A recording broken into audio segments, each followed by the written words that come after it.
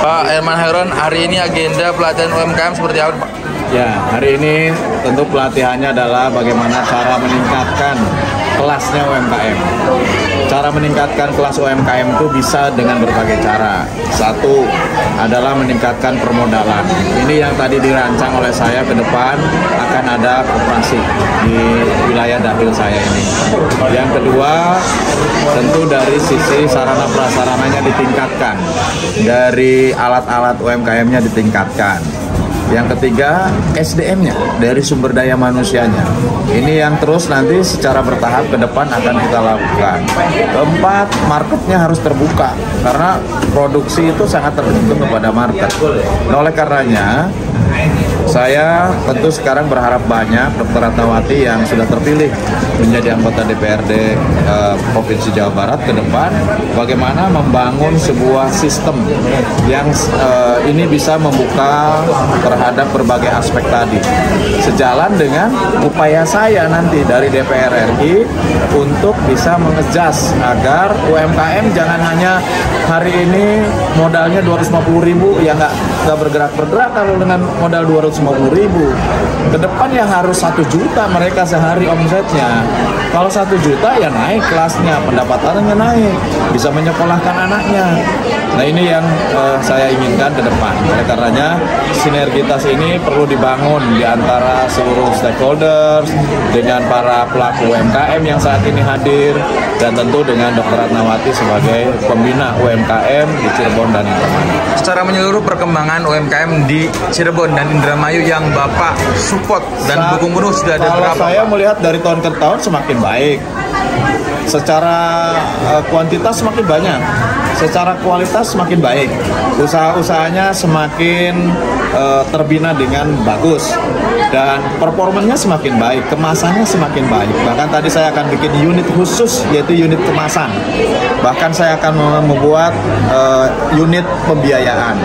Ini yang penting karena kemasan akan sangat berpengaruh terhadap pasar. Pembiayaan akan sangat berpengaruh terhadap peningkatan usaha mereka. Jadi ini yang akan dibangun, tapi lagi-lagi karena ini adalah binaan dari Dr. Ratnawati, tentu juga nanti akan sangat bergantung kepada apa yang harus dilakukan di Mitra Sahati. Oke, terima kasih. Ibu Hajar Ratnawati, secara menyeluruh di UMKM Mitra Sahati binaan Ibu sampai saat ini sudah berapa ribu atau berapa orang yang terbina nih, Bu? Kalau secara kuantitas sudah kuantitas sudah cukup banyak, tapi secara kualitas peningkatannya masih merayap ya.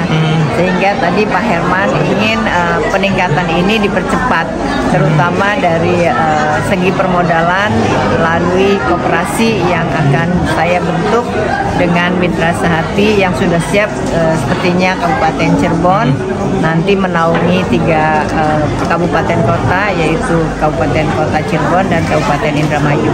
Karena dari koperasi sendiri memungkinkan bisa lintas kabupaten kota, sehingga saya yang sudah siap adalah pengurus dari Kabupaten Cirebon. Ya, itu yang utamanya, karena memang mereka kadang-kadang terbentur faktor permodalan. Sebetulnya pangsa pasarnya mereka sudah punya, hanya untuk meningkatkan naik kelasnya itu kadang-kadang terbentur di permodalan. Kalau peningkatan kualitas bisa kita bina, dan selama ini juga kita sudah membina mereka melalui Pak Herman juga sudah menyediakan beberapa UMKM itu sudah memberikan bantuan peralatan untuk meningkatkan produksi mereka. Oke, Bu, terakhir untuk UMKM, Bu, seperti apa, Bu? Insya Allah UMKM yang saya bina, karena kebetulan saya dokter, tidak hanya meningkat secara omset ya Mas, tapi kedepannya kalau kuliner ini yang saya ingin usahakan, bahwa yang diproduksi oleh mereka aman dikonsumsi dan layak dikonsumsi oleh masyarakat. Bahkan nanti meningkat, kita ada varian-varian baru yang tidak hanya untuk masyarakat yang sehat, tetapi untuk orang-orang yang membutuhkan makanan khusus juga kita bisa sediakan. Oke, Bu, terima kasih, Bu.